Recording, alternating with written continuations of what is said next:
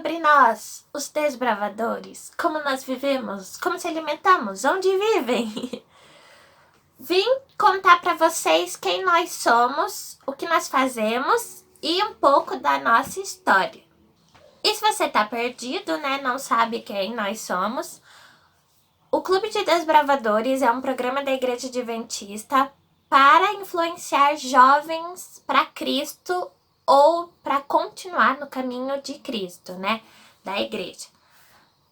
Nós temos justamente, né, esse é o nosso foco principal, mas também nós fazemos muitas outras coisas. Tem Ordem Unida, tem Nós e Amarras, até estrelei meu dedo. Nós fazemos Nós e Amarras, nós aprendemos como sobreviver na mata, nós acampamos, que é a melhor parte. Mas também não vale ir pro clube só quando for acampamento, hein? De olho em vocês, hein? Nós temos muitas atividades recreativas, além de estimular a mente, nós também estimulamos o físico e o espiritual da galera. Claro que não precisa ter só de 10 a 15 anos, né? Porque a gente vê um monte de bebê indo acampar, tudo uniformizado, até gente com mais idade que vive para isso, porque uma vez desbravador, sempre desbravador. E agora vamos para nossa parte histórica. Como que, para continuar falando sobre o clube, a gente tem que entender como eles começaram, né? De onde surgiu isso. E você que tá começando o clube, algumas coisas que você precisa saber, né? Antes de você ser investido em lenço, né? Saber como surgiu o clube, os símbolos também do lenço. Isso eu vou explicando para vocês também nos próximos vídeos, não se preocupem. Em 1909, foram criadas as primeiras sociedades para os jovens missionários voluntários. Em 1914, foram criadas as primeiras lições para esses jovens, que são hoje em dia as nossas classes. Que, né, isso ajudou a fazer as nossas classes de hoje em dia. 3 clubes foram criados em Tacoma, Estados Unidos, em 1911. O nome dos 3 clubes eram Scout Missions, Old Land Cleaning Poles e Tacoma Indians, que só tinham meninos. Em 1919, Arthur Spaulding, depois que o filho dele foi acampar com alguns escoteiros, deixando bem claro aqui também que desbravadores e escoteiros têm diferença, tá bom? Nós temos outros objetivos, nós temos objetivos diferentes, tá bom? Mas também não quer dizer que a gente seja rival, porque também nós amamos nossos outros irmãos de lenço.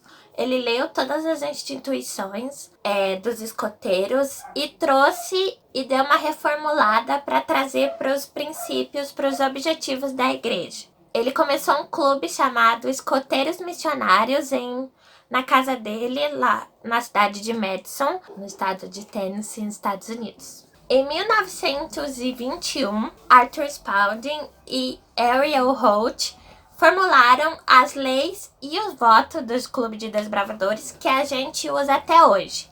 O lema também foi feito em 1921. Em 1922, a Associação Geral decidiu chamar as primeiras classes como amigo, companheiro e camarada, na sessão de primavera realizada em São Francisco. Só que essas classes eram ainda vistas como para os jovens adventistas, não para os desbravadores. Em 1927, já existiam por volta de 1.075 desbravadores. Em 1928, Lester Bond, secretário do Departamento dos Jovens da Associação Geral, criou as primeiras especialidades. Em 1930, na cidade de Santa Ana, o Dr. Teron Johnson criou o clube para os juvenis, que ele se reuniu no porão da casa dele.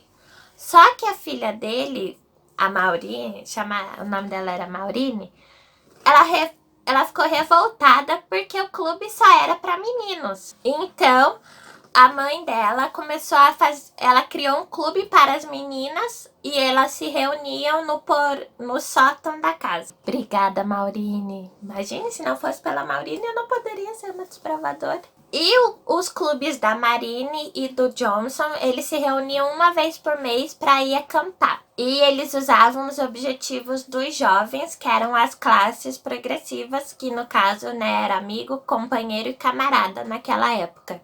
Mackin criou o nome Desbravadores, que foi utilizado pelo clube de Johnson já. Também em 1930 foram criadas as primeiras classes preliminares, que são aquelas classes que os aventureiros usam hoje em dia. Muitos clubes nessa época não eram aceitos pela igreja e eles eram ameaçados de exclusão e muitos acabaram fechando. Até o de Johnson, ele também teve que fechar o clube dele. E também, mas isso não impediu deles continuarem e até crescerem mais ainda. Entre 1931 até 1940, outras associações aderiram também, né? Começaram com os desbravadores. No começo, os clubes usavam um uniforme verde floresta, que também ajudava a identificar eles, né, com contato com a natureza. E também era para servir de identificação. Até hoje a gente, né, quando a gente usa, as pessoas já, ó lá, são desbravadores. Ou alguns falam escoteiro. E servia para identificação e eles usavam em desfiles também. E como a gente usa hoje em dia também. Usavam em desfiles, em eventos importantes. E também o uso do uniforme era para ajudar na moral dos membros. Olhando assim, você com um lenço, você com o uniforme, você se sente, né? Você fazendo parte de uma organização muito importante. E esse é um dos objetivos do uniforme.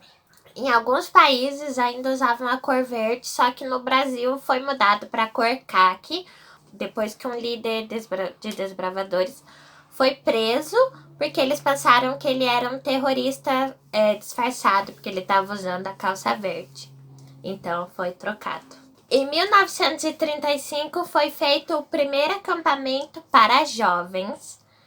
Em 1946, o pastor John Hancock, secretário dos Jovens Adventistas da Associação Sudeste da Califórnia, criou o emblema dos desbravadores, aquele triangulinho lá, que também vou explicar em outro vídeo como o significado de todos os símbolos. E o pastor John Hancock também, ele conduziu o primeiro acampamento, o Pathfinder's Camp, que significa o Campo dos Desbravadores. Em 1947, a Associação Geral solicita à União do Pacífico para que criassem normas, planos para que o programa dos desbravadores fosse uma coisa mundial.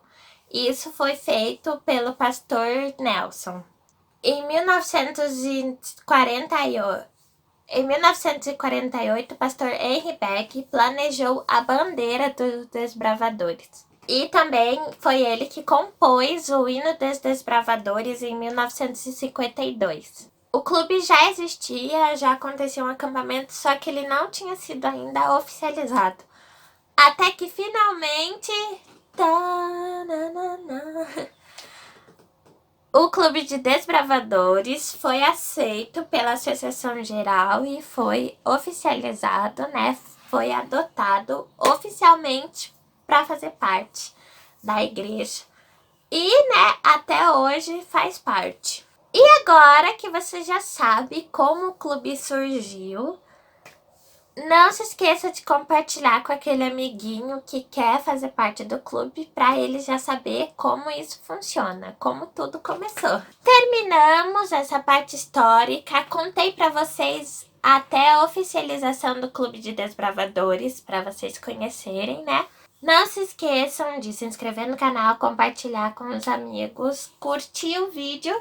Não se esqueçam que vocês moram no fundo do meu pâncreas. Até o próximo vídeo. Tchau!